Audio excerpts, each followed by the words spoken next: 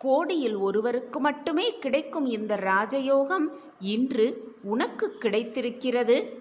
உனக்கு கிடைத்திருக்கும் இந்த அற்புதமான அதிர்ஷ்டத்தை தவற விட்டு விடாதே என் பிரியமான கண்மணியே. குழந்தையே, பக்தி என்பது உன்னுடைய ஆசைகளை கட்டுப்படுத்ததான் தவிர உன்னுடைய ஆசைகளை நிறைவேற்றிக் கொள்வதற்காக அல்ல.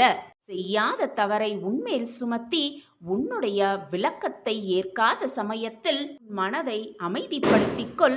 ஏனென்றால் உன் மீது சுமத்தப்பட்ட பழி தானாகவே விலகிவிடும். ஒரு நாள் நிதானமாக இரு, எல்லாமே உனக்கு நல்லதாகவே அமையும். அதை விட்டுவிட்டு கோவப்படுவதாலோ மனவேதனைப்படுவதாலோ மற்றவர்களிடம் உன்னை நிரூபிப்பதாலோ எதுவுமே மாறிவிடப் போவதில்லை. நடப்பது நடந்துதான் தீரும். நீ எப்பொழுது எதை எதிர்பார்த்து கொண்டிருக்கிறாயோ அந்த நேரத்தில் அது நிகழவே நிகழாது. நீ எதிர்பாராத நேரத்தில் நிகழ்வதுதான் அதிசயம். அந்த அதிசயம் உன் வாழ்வில் நிச்சயமாக நிகழும். அதுவரை காத்து கொண்டிரு என் கண்மணியே. நிதானமாக காத்திரு. உன்னுடைய எண்ணங்கள் தூய்மையாக இருக்கும் பட்சத்தில் நீ எண்ணியது, நீ விருப்பப்படுவது, பிரார்த்தனை பண்ணுவது எல்லாமே உனக்கு நடைபெறும். துரோகத்தால் பலர் வீழ்ந்து இருக்கிறார்கள். அப்படி வரலாறும் உண்டு என் பிள்ளையே. ஆனால் துரோகித்தவர் ஒருவர் கூட நன்றாக வாழ்ந்ததாக சரித்திரமே கிடையாது. மனிதனின் மனதை புண்படுத்தும் சக்தி சில வார்த்தைகளுக்கு மட்டுமல்ல, சில மௌனங்களுக்கும் இருக்கவே செய்கிறது. நாம் தேவையில்லை என்று சிலர் நம்மை நினைக்க துவங்குவதற்கு முன் அவர்களை விட்டு விலகி இருக்க கற்றுக்கொள்வது மிக மிக சிறந்தது என் பிள்ளையே. நீ தடுக்கி கீழே விழும்பொழுது உன்னை தூக்கிவிட யாருமே வரவில்லை என்றாலும் நீ நிமிர்ந்து சீராக நடை பயிலும் பொழுது உன்னை தடுக்கி விழ வைக்க யாராவது ஒருவர் நிச்சயமாக வருவார்கள் குழந்தையே. இதுதான் வாழ்க்கை. இந்த வாழ்க்கையை புரிந்து கொண்டு நீ நம்பிக்கையோடும் தைரியமாகவும் உன்னுடைய நடையை செல்லிக்கொண்டே இருந்தால், போராடிக்கொண்டே இருந்தால் உனக்கான தடைகளும் தடங்கல்களும் எதுவுமே உன்னை நெருங்கவே முடியாது. ஒரு ஊரில் ஒரு தந்தையிடம் மகன் தனக்கு ஏதேனும் ஒரு துன்பமோ அல்லது மனக்கவலையோ ஏற்படும் பொழுது வந்து கலங்கி நிற்பான். அப்பொழுது அவனது பிரச்சனையை கேட்டபின் தந்தை ஒரே வார்த்தையில், இவ்வளவுதானா உன் பிரச்சனை, எல்லாமே சரியாகிவிடும் என்பாராம். அவனுக்கும் சில நாட்கள் அந்த பிரச்சனையோ துன்பமோ இல்லாது போய்விடும். அந்த மகனும் வளர்ந்தான். தந்தைக்கும் வயதானது. அவரது மகன் தற்போதெல்லாம் எந்த பிரச்சனை வந்தாலும் தந்தையிடம் சிரித்துக்கொண்டே சொல்ல ஆரம்பித்தான். ஒரு நாள் மகன் தந்தையிடம் கேட்டான், ஏம்பா, நான் எவ்வளவு பெரிய பிரச்சனைன்னு வந்தாலும் இவ்வளவுதானே அப்படின்னு கேட்கிறாய். எனக்கும் அந்த பிரச்சனை சுலபமா முடிஞ்சு விடுகிறதே, இது எப்படி சாத்தியம் என்று கேட்டானாம். அந்த தந்தை சிரித்துக்கொண்டே சொன்னார், சில வருடங்களுக்கு முன்னால் பிரச்சனைனா மிகவும் கண்கலங்கி விடுவாய். நீ கலங்கும் பொழுது அந்த பிரச்சனையை எப்படி தீர்க்க வேண்டும் என்று உனக்கு தெரியாமல் இருக்கும். நான் இவ்வளவுதானா என்று சொன்னவுடன் உன் மனமும் இது ஒரு பிரச்சனையே இல்லை அப்படிங்கிற ஒரு முடிவுக்கு வந்து அந்த பிரச்சனையும் முடிந்துவிடும். நீ அப்படி இருந்ததால் இப்பொழுது எவ்வளவு பெரிய பிரச்சனை உன் முன்னாடி வந்து நின்றாலும் அதற்கான தீர்வு மட்டுமே உனக்கு தெரிகிறது. அதே போல என்னுடைய சின்ன வயதில் எனக்கு ஏதாவது பிரச்சனை வந்தால் அதை தீர்க்க ஆளே இல்லை. அதை தவிர என்னை மேலும் பயமுறுத்த நிறையவே ஆள் இருந்தார்கள். அதனால்தான் மகனே, நான் உன்னிடம் நீ எவ்வளவு பெரிய பிரச்சனை என்னிடம் கொண்டு வந்தாலும் இவ்வளவுதானா என்று கேட்பேன். நீயும் உடனே இது ஒரு பிரச்சனையே இல்லை என்ற முடிவுக்கு வந்து விடுவாய் என்று கூறினாராம் அந்த தந்தை மகனிடம்.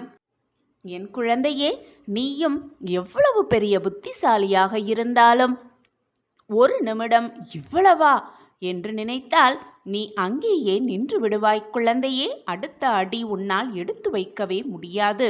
உன் எண்ணம்தான் வாழ்க்கையாகிவிடும். ஆனால் இவ்வளவுதானா என்று நினைத்துப்பார். அனைத்தையும் தாண்டி அடுத்த கட்டத்துக்கு நீ நிச்சயமாக செல்வாய். இதுதான் குழந்தை வாழ்க்கை. எனவே எப்பொழுதும் கவனமாக செயல்படு என் குழந்தையே. என் தங்கமே, உன் வாழ்க்கையில் நீ ஏமாந்து நிற்கும் பொழுதுதான் சிந்தனையே செய்கிறாய். இத்தனை நாட்கள் எப்படியெல்லாம் ஏமாற்றப்பட்டோம் என்று சிந்தனை செய்கிறாய். நீ எப்பொழுதும் பிரச்சனைகளை பற்றி மட்டுமே சிந்தித்துக் கொண்டிருந்தால் இன்னும் பிரச்சனைகள் தான் அதிகமாக வந்து சேரும். ஆனால் அதற்கான தீர்வு நிச்சயமாக உனக்கு எட்டாது. அர்த்தமே இல்லாத ஒரு சில பிரச்சனைகளால் தான் 1000 சந்தோஷங்கள் தொலைந்து விடுகிறது. எப்பொழுதும் நல்லதே நடக்கும் என்று நம்பு. அது உன்னை மட்டுமல்ல, உன்னை சுற்றி இருப்பவர்களையும் எப்பொழுதும் சந்தோஷமாகவே வைத்திருக்கும். இதை பார்த்தவுடன் முழுமையாக கேள். நீ கேட்கும் நிமிடமே நீ அதிகமாக கவலைப்பட்டு கொண்டிருக்கும் ஒரு விஷயத்திற்கு ஒரு நல்ல முடிவு கிடைக்கும். கிடைக்க செய்வேன் உன் சாயிநாதர். வாழ்க்கையில் மறக்க வேண்டும் என்று சில விஷயங்கள் இருக்கவே செய்கிறது. அதுதான் பிள்ளையே உன்னுடைய நிம்மதிக்கு நல்லது. உன் மனம் சஞ்சலமடைந்தால் உன்னுடைய குறிக்கோளில் நீ பயணிக்க தடுமாறுவாய் பிள்ளையே. தெரிந்தோ தெரியாமலோ மனித உள்ளங்கள் செய்யும் தவறு. அதற்கு அவர்கள் சில நிகழ்வுகளை சந்தித்துதான் ஆக வேண்டும்.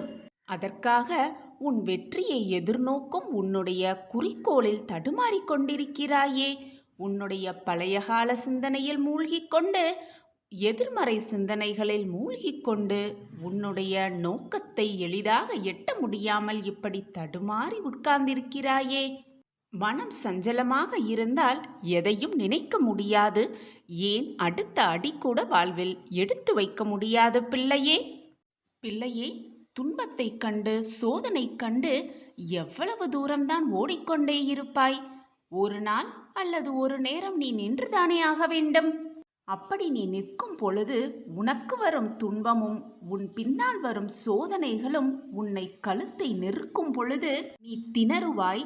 இதற்கு முதலில் அதை உனக்கு வரும் துன்பத்தையும் சோதனையையும் எதிர்த்து நின்று போராடு. விடாமுயற்சியுடனும் கடின உழைப்பின் போதும் கடுமையாக போராடிக்கொண்டே இரு என் குழந்தையே. என் அன்பு பிள்ளையே, உன்னுடைய கவலைதான் என்ன? என் கண்களை நன்றாக உற்றுப்பார். மனம் விட்டு உன் மனதில் உள்ளது அனைத்தையும் என்னிடம் கூறு, என்னிடம் பேசு. அப்பொழுது நானும் உன்னிடம் பேசுவதை நீ உணர்ந்து கொள்வாய் பிள்ளையே. நீ பேசாவிட்டாலும் கூறாவிட்டாலும் உன்னுடைய கவலையை நான் அறிவேன் குழந்தையே. பிறகு ஏனப்பா என்னை உங்களிடம் வந்து பேச சொல்கிறீர்கள் என்று கேட்கிறாயதானே? காரணமே இல்லாமல் என் நாவிலிருந்து வார்த்தைகள் உதிராது என் குழந்தையே. உன் தந்தையிடம் நீ மனம் விட்டு பேசிய தருணமும் உன் தந்தை உன்னிடம் பேசிய அந்த மகிழ்வான தருணத்தையும் உனக்கு நான் தரும் பொழுது உன் மனம் மகிழும். அந்த மனம் அடையும் மகிழ்ச்சிக்கு எல்லையே இருக்காது. அந்த மகிழ்ச்சியை உனக்கு தருவதற்காகவே நான் இப்படி சொன்னேன் என் பிள்ளையே. அதன் பிறகு நடப்பது என்னுடைய விருப்பப்படியே நடந்தாலும் என் மீது உனக்கு முழு நம்பிக்கை வந்துவிடும். உன்னுடைய எல்லா ஆசைகளையும் நான் நிறைவேற்றாவிட்டாலும் எல்லாம் அப்பாவிற்கு தெரியும். அவர் எதை செய்தாலும் என் நன்மைக்காகவே செய்வார் என்ற உன்னுடைய நம்பிக்கை உனக்கு மேலோங்க செய்யும். மெல்ல மெல்ல உன்னை அறியாமலேயே எனக்குள் நீ குடியேறி விடுவாய். வாழ்க்கை உன்னை எப்படி சுழற்றினாலும், என்ன சோதனை வந்தாலும், வாழ்க்கையில் எது நடந்தாலும் துணிவாக அதை எதிர்கொள்ள உனக்கு பக்குவம் வந்துவிடும். உன் மனதில் கடும் புயலே அடைத்தாலும் அதில் ஒரு சாந்தி நிலவிக்கொண்டே இருக்கும். அந்த நிலையில் உன்னில் முழுவதுமாக உன் அப்பா குடியேறியே விடுவேன். எந்த இடத்திலும் எல்லா இடத்திலும் நான் உன்னுள் இருந்து கொண்டிருப்பதை நீ உணர்ந்து கொண்டு ஏதாவது கஷ்டமான தருணங்களிலெல்லாம் என்னிடம் மனம் விட்டு பேசிக்கொண்டே இரு. உன்னுடைய அனைத்து பிரச்சனைகளையும் என்னிடம் சொல்லிக்கொண்டே இரு. உன் மனது லேசாகும். இதைவிட வேறு என்ன நான் உனக்கு கொடுக்க முடியும்? பணம், பொருள், செல்வம் எல்லாம் அழியக்கூடியது குழந்தையே. இந்த ஆன்மீக சந்தோஷம் மட்டுமே எப்பொழுதும் நிலைத்திருக்க செய்யும். அது மட்டுமே நிலையான சொர்க்கத்தை தரப்போகிறது. எதற்கும் கலங்காதே, உனக்காக நான் இருக்கிறேன் குழந்தையே. நீ வெகு நாட்களாக கவலைப்பட்டு கொண்டிருக்கும் ஒரு விஷயத்திற்கு ஒரு நல்ல முடிவு கிடைக்கப் போகிறது. அந்த முடிவை உன் சாயப்பா தீர்மானித்து விட்டேன். திட்டத்தை தீட்டியும் விட்டேன். என் திட்டப்படிதான் எல்லாம் உன் வாழ்வில் இனி நடக்கும். நம்பிக்கையோடு இரு என் வைரமே. சில காலம் நம்பிக்கையோடு தான் இருந்தாய். எனக்காக என் சாயப்பா இருக்கிறார், அனைத்தையும் பார்த்து கொள்வார், எனக்கு அற்புதமும் அதிசயத்தையும் நிகழ்த்துவார் என்று நம்பிக்கையோடு கூறிக்கொண்டுதானே இருந்தாய்.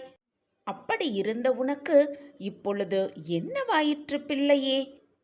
சில நிகழ்வுகளின் வெளிப்பாட்டால் தான் உன் மனமே நொந்து போய் நொறுங்கிப் போய் இப்படி வேதனையில் சுழன்று கொண்டிருக்கிறாய். முன்பெல்லாம் நம்பிக்கையோடு இருக்கும் சமயத்தில், இது எனக்கு வேண்டும் சாயப்பா, எனக்கு இதை செய்து கொடுங்கள், என் வாழ்வில் ஆச்சரியத்தை நிகழ்த்துங்கள் என்று என்னிடம் வந்து கேட்டாய். அப்படி இருந்த நீ சிலம் காலம் கழித்து, என் சாயப்பா எனக்கு செய்து தருவார், நல்லதை மட்டுமே செய்து தருவார் என்று நம்பிக்கையோடு இருந்தாய். ஆனால் இப்பொழுது என்னவாயிற்று உனக்கு? உன்னுடைய காலம் செல்ல செல்ல உன்னுடைய நம்பிக்கையை நீ இழக்க இழக்க லேசாக உன் மனதில் நம்பிக்கையை இழந்து வருகிறாய். அதுவும் உன்மேலும் நம்பிக்கையை இழந்து வருகிறாய், உன் சாயப்பா மேலிருக்கும் நம்பிக்கையையும் இழந்து வருகிறாய். கொஞ்சம் கொஞ்சமாக நம்பிக்கையை இழந்துவிட்டு, நான் உங்கள் மீது வைத்திருக்கும் நம்பிக்கை வீண் போகாதுதானே சாயிநாதரே? என் வாழ்க்கையில் அது நடந்துவிடும் தானே? நீங்கள் அதை நடத்தி கொடுப்பீர்கள் தானே என்று கேள்வியோடே என்னை பார்க்கிறாய். காலங்களும் நேரங்களும் எனக்கு எதிராக சுழல்வது போல் எனக்கு தெரிகிறது. நான் இந்த பக்கம் காத்து கொண்டிருக்கிறேன், ஆனால் நீங்கள் அந்த பக்கம் என்ன செய்து கொண்டிருக்கிறீர்கள்? உங்கள் திட்டம்தான் என்ன என்பது எனக்கு புரியவே இல்லை. நான் என்னதான் செய்வது என்று புலம்பிக் கொதிக்கிறாய். கலங்காமல் இரு என் குழந்தையே, பொறுமையாக இரு. உன்னுடைய பிரார்த்தனையும் நம்பிக்கையும் கண்ணுக்கு தெரியாத விஷயங்கள்தான் என்பது உனக்கு சந்தேகமில்லைதானே? ஆனால் நிகழவே முடியாத விஷயத்தையும் நிகழ்த்தி காட்டும் வல்லமையும் வலிமையும் உடையவை அவை இரண்டும். பிரார்த்தனை செய்து கொண்டே இரு, நம்பிக்கையோடு இரு. உனக்கானது நடக்கவே நடக்காது என்று, நிகழவே நிகழாது என்று நீ நினைத்த விஷயத்தையும் நான் முடித்து காட்டுவேன். நான் இருக்கும்போது நீ தேவையில்லாமல் கவலைப்படுவதோ வருத்தப்பட வேண்டிய அவசியமே இல்லை. தைரியமாக இரு. மனதுக்குள் அழுது கொண்டிருக்கும் உன்னோடு உன் சாயப்பா பேச வந்திருக்கிறேன். வெளியில் சிரித்து கொண்டும் மனதுக்குள் அழுது கொண்டிருப்பது எனக்கு தெரியாமலா போய்விடும்? உன்னுடைய விதி மாறும் தருவாயில் நிச்சயமாக இது உன் கண்களுக்கு படும். நீ நிச்சயமாக இதை கேட்பாய். தவிர்க்கு விட்டுவிடாதே. கண்டிப்பாக கேட்பாய்தானே? சந்தோஷமாக இருக்கிறாய்தானே? மனமகிழ்வோடு வாழ்ந்து கொண்டிருக்கிறாய்தானே? முகத்தை மிக ஆனந்தமாக வைத்துக்கொண்டு சந்தோஷமாக வாழ்வது போல் மிக நன்றாகவே நடிக்கிறாய். உன் நடிப்பு உன் சாயப்பாவிற்கு மிக நன்றாகவே தெரியும். உன் துயரங்கள், உன் வேதனைகள் அத்தனையும் உன் மனதில் போட்டு பூட்டை போட்டு பூட்டி வைத்துக்கொண்டு ஊரை வேணால் நீ ஏமாத்தலாம். உன்னுடைய அப்பாவை நீ அவ்வளவு சுலபமாக ஏமாற்ற முடியாது. இது உனக்கு தெரியும் தானே? பின் ஏன் என்னிடமும் வந்து உன் நடிப்பை தொடர்கிறாய்? உன் மனதில் என்ன ஓடிக்கொண்டிருக்கிறது என்பதை நான் அறிவேன். இந்த துயரங்கள், இந்த சோதனைகளிலிருந்து எப்படி தப்பிப்பது, எப்படி வாழ்க்கையில் மீள்வது என்று அதற்கு பதில் தெரியாமல் நீ குழம்பிக் கொண்டிருப்பதும் உன் சாயி தேவாவிற்கு மிக நன்றாகவே புரிகிறது. நான் மிக மோசமாக சூழ்நிலையில் சிக்கி தவித்துக் கொண்டிருக்கிறேன். என் விதியே அப்படித்தான் போலும். நான் இந்த விதியோடுதான் வாழ்க்கையை வாழ வேண்டும் போலிருக்கிறது. கஷ்டத்தோடுதான் நான் என் வாழ்க்கையை வாழ வேண்டும் போலிருக்கிறது. என் வாழ்வே அவ்வளவுதான் என்று நீ நினைப்பது எல்லாமே எனக்கு புரிகிறது. விதிதான் ஒருவனது வாழ்க்கையை நிர்ணயிக்க வேண்டும் என்றால் நான் ஏன் ஒரு காரியம் செய்ய முயற்சிக்க வேண்டும்? விதிப்படிதான் எல்லாம் நடக்கும் என்றால் எனக்கு ஏன் ஆசைகள் வர வேண்டும்? நான் அதை அடைய, அந்த ஆசையை அடைய நான் ஏன் உழைக்க வேண்டும் என்றெல்லாம் என்னை பார்த்து கேட்கிறாய். உன்னுடைய கேள்வி சரிதான். விதி என்பது பெரும்பாலுமே நமது மன சமாதானத்திற்காகவே பயன்படுத்துவதை உன்னால் உணர்ந்து கொள்ள முடியவில்லையா? விதி முடிந்துவிட்டது, அதனால் அவன் இறந்து விட்டான். தோற்க வேண்டும் என்று விதி. அதனால்தான் அவன் தோற்றிருக்கிறான். அவனுக்கு விதிக்கப்படவில்லை, அதனால்தான் அவனுக்கு கிடைக்கவில்லை. அவன் விதி நன்றாக இருக்கிறது, அதனால்தான் அவன் மிக சந்தோஷமாகவும் நிம்மதியாகவும் வாழ்கிறான் என்று சமாதானம் செய்து கொள்வதற்காகவே தான் விதியை அனைவரும் பயன்படுத்துகின்றனர். விதி என்பது மிக வலியதுதான். நமக்கு எது விதிக்கப்பட்டதோ அது அப்படியே நடக்கும். நமக்கு விதிக்கப்பட்டதை எண்ணி கவலைப்படாமல் நமக்கான கடமையை செய்து கொண்டே இருக்க வேண்டும். முழுவதுமாக இதை நீ கேட்கும் தருவாயில் விரைவில் உன் வாழ்வில் நல்ல மாற்றங்கள் நிகழும். நீ கேட்டது அனைத்தும் கிடைக்கும், விரும்பியது அனைத்தும் நிறைவேறும். உன் வாழ்வில் திடீரென்று ஒரு மாற்றம் வரும். அந்த மாற்றம் உன் வாழ்வை அழகாக்கும். சாயப்பா மீது நம்பிக்கை வை. உன் வாழ்வில் ஒரு அதிசயத்தை நிகழ்த்தப் போகிறேன். என் மீது முழு நம்பிக்கை இருக்கிறதல்லவா? காரணமில்லாமல் நான் எதையுமே கூறமாட்டேன். அனைத்து சொல்லிற்கும் அனைத்து வாக்கிற்கும் ஒரு காரண காரியம் நிச்சயமாக இருக்கும். ஒரு திருப்பம் உன் வாழ்வில் வந்தே தீரும். உன்னிடம் ஒரு முக்கியமான விஷயத்தை கூறவே உன் சாயப்பா தினம்தோறும் காத்து கொண்டே இருக்கிறேன். உன் விருப்பங்கள் அனைத்தும் நிறைவேறும் நேரம் இது. இது தெரியாமல் வீணாக உன் மனதை போட்டு குழப்பிக் கொண்டிருக்கிறாய். உன் உள்ளத்தின் விருப்பங்களை நிறைவேற்ற உன் அப்பா இருக்கும் பொழுது வீணாக ஏன் பயந்து கொண்டே இருக்கிறாய்?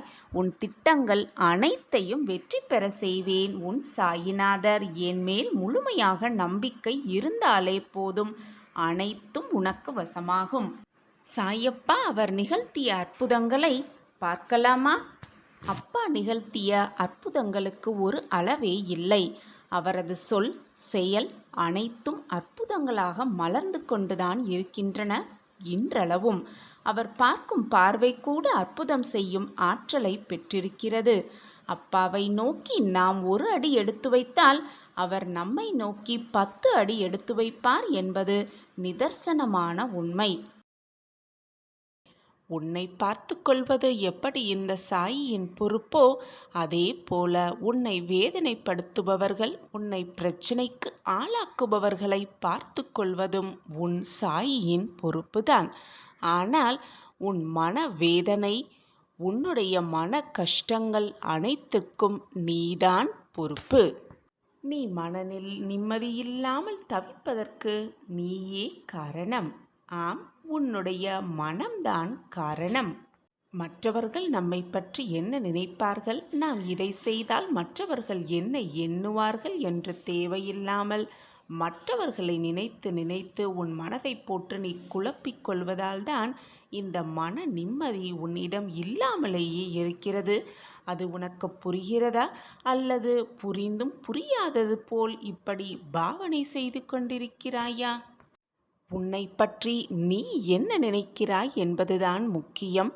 உன்னை பற்றி மற்றவர்கள் என்ன நினைக்கிறார்கள் என்பதற்கு நீ முக்கியத்துவம் கொடுக்க ஆரம்பித்து விட்டால் உன்னையே நீ தாழ்த்தி கொள்வதற்கு சமம். தாழ்த்தி கொள்வதற்கு நீ துணிந்து விட்டாய் என்றுதான் அர்த்தம்.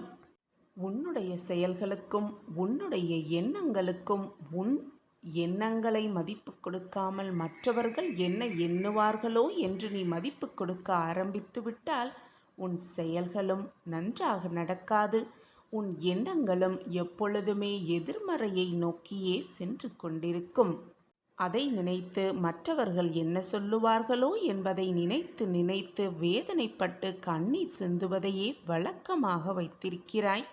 நீ முன்னேற வேண்டும், வெற்றியடைய வேண்டும், வாழ்க்கையில் ஜெயிக்க வேண்டும் என்று நீ எடுத்து வைக்கும் ஒவ்வொரு அடியும் உன்னுடைய இந்த எண்ணத்தாலே அழிந்து விடுகிறது. முளையிலேயே முயற்சி சாகடிக்கப்படுவதால் உன் வாழ்க்கையில் முன்னேற்றம் எங்கிருந்துதான் வரும்? எப்படித்தான் வரும்? உன்னை பற்றி நீ முழுமையாக அறிந்திருக்கிறாய். அதேபோல் உன்னை பற்றி உன் சாயி அதிகமாகவே அறிந்திருக்கிறேன். இப்படி உன்னை பற்றி சொல்வதற்கு உன் சாயியை தவிர வேறு யார் இருக்க முடியும்? அது போதாதா உனக்கு? உன்னுடைய அபிப்பிராயத்துக்கு முதல் முக்கியத்துவம் கொடு. மறந்தும் கூட மற்றவர்கள் என்ன எண்ணுகிறார்கள் என்பதை சிந்தனை செய்யாதே. சிந்தனை செய்துவிட்டால் உன் வாழ்க்கையே வீணாகிவிடும். உன் மன நிம்மதியை நீ கெடுத்துக் கொள்ளாமல் இருந்தால் இப்பொழுது உன் மனதில் என்ன ஓட்டம் ஓடுகிறது, என்ன நினைத்து கொண்டிருக்கிறாய், வாழ்வு எப்படி இருக்க வேண்டும் என்று ஆசைப்படுகிறாய், அனைத்தும் உனக்கு சுபமாக நிகழும்படி நான் பார்த்து கொள்கிறேன். இன்று உன்னுடைய வேண்டுதல்கள் எல்லாமே நிறைவேறும். நான் நிறைவேற்றி தருகிறேன். இன்று உன் சோகத்தின் கடைசி நாள். இன்னும் சில மணி நேரமே அதிர்ஷ்டம் உன் வீட்டு கதவை தட்டும். வரவேற்று சந்தோஷமாக உன் வாழ்க்கையை தொடங்கு. உன்னை சுற்றி உள்ளவர்களை நீ மகிழ்ச்சியாக வைத்திருக்க விரும்பினால் முதலில் நீ மகிழ்ச்சியாக இரு. உன்னிடம் இல்லாத ஒன்றை நீ யாருக்கும் கொடுக்கவே முடியாது. உன் மனதை மகிழ்ச்சியாக வைத்துக்கொள். பொறுமை, விட்டு கொடுத்தல் இரண்டும் மிக மிக முக்கியம் மனித வாழ்க்கையில். ஆனால் இவை இரண்டிற்கும் எல்லைகளும் உண்டு. அன்புக்கு மட்டும் என்றுமே எல்லையே இல்லை. எனவே மற்றவர்களிடம் எப்பொழுதும் அன்பாக இரு. மாற்றங்கள் என்ற ஒன்றே இந்த உலகில் இறைவன் தோற்றுவித்த மாறாத நியதி. வாழ்க்கையில் இதை நாம் புரிந்து வாழ பழகிவிட்டால் யாருடைய மாறுதலும் நம்மை பலமிழக்க செய்யாது. கண்மணியே, நீ இழந்ததை நினைத்து வருந்தினால் இருப்பதையும் இழந்து விடுவாய். இருப்பதை நினைத்து மகிழ்ந்தால் இழந்ததையும் அடைந்தே விடுவாய். உன் விதியை மாற்றி நீ நினைத்து கூட பார்க்க முடியாத அளவிற்கு உன் வாழ்வை மாற்றப் போகிறேன். தைரியமாக இரு. உன் வாழ்வின் புது அத்தியாயத்தில் காலெடுத்து வைக்கப் போகிறாய். தயாராகு. அதற்காக ஆயத்தமாகு. இதுதான் தெய்வ தீர்ப்பு, உன் சாயப்பாவின் தீர்ப்பு. தெய்வத்தின் கணக்கு எப்பொழுதும் எல்லா நேரமும் ஒரே நேர்கோட்டில்தான் இருக்கும். எந்த ஒரு கஷ்ட நஷ்டத்திற்கோ பந்த பாசத்திற்கோ நியாய தர்மத்திற்கோ பணியாது. எப்பொழுதும் ஒரே மாதிரி ஒரே நேர்கோட்டில்தான் இருக்கும். தெய்வ தீர்ப்பு, உன் சாயப்பாவின் தீர்ப்பு என்பது எப்பொழுதும் நீதி நெறி தவறாமல் ஒரே சொல்லாகத்தான் இருக்கும். மனிதனின் செயல்களில் எப்பொழுதும் ஒரே அர்த்தம்தான் நிகழ்ந்து இருக்கும். நல்லது, கெட்டது, இது மட்டும்தான் அவர்கள் மனதில் இருக்கும். ஆனால் தெய்வத்தின் சிந்தனையில் ஆயிரம் அர்த்தங்கள் இருக்கும். அதை யாராலும் தெரிந்து கொள்ளவும் முடியாது, அறிந்து கொள்ளவும் முடியாது. இதுதான் உன் சாயப்பாவின் தெய்வ தீர்ப்பு. உன் அப்பாவாக உன் அம்மாவாக எப்பொழுதும் நான் உன்னை அரவணைப்பேன். இந்த உலகத்தில் உன்னை சுற்றி இருக்கும் சக மனிதர்களைப் பற்றி எப்பொழுதுதான் நீ புரிந்து கொள்ளப் போகிறாய்?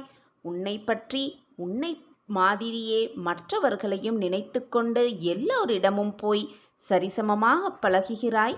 ஆனால் சில பேர் உன்னை ஏமாற்றி விடுகிறார்கள். சில பேர் உன்னை ஏளனமாக பார்க்கிறார்கள். சில பேர் அனுபவிப்பதை அனுபவித்து கொண்டு ஒதுங்கி விடுகிறார்கள். உன்னைப்போல் மற்றவர்களையும் சரிசமமாக நினைத்து விடாதே. உன்னைப்போல் அனைவரும் நல்லவர்களாகவே இருக்க வேண்டும் என்ற விதிவிலக்கு அல்ல. குழந்தையே, ஏன் எல்லோரிடத்திலும் தேவையற்ற பாசத்தை வைத்து அவர்கள் உன்னை வெறுக்கின்ற நிலைமைக்கு நீயே போகிறாய்? அது மட்டுமில்லாமல் சில விஷயத்தை பெரிதாக நினைத்து கொண்டு உன் மனதை நீயே குழப்பிக் கொண்டிருக்கிறாய். வேண்டாத சிந்தனைகளையெல்லாம் உன் மனதில் ஓடவிட்டு உன் வாழ்க்கையை நீயே கஷ்டப்படுத்தி கொண்டிருக்கிறாய்.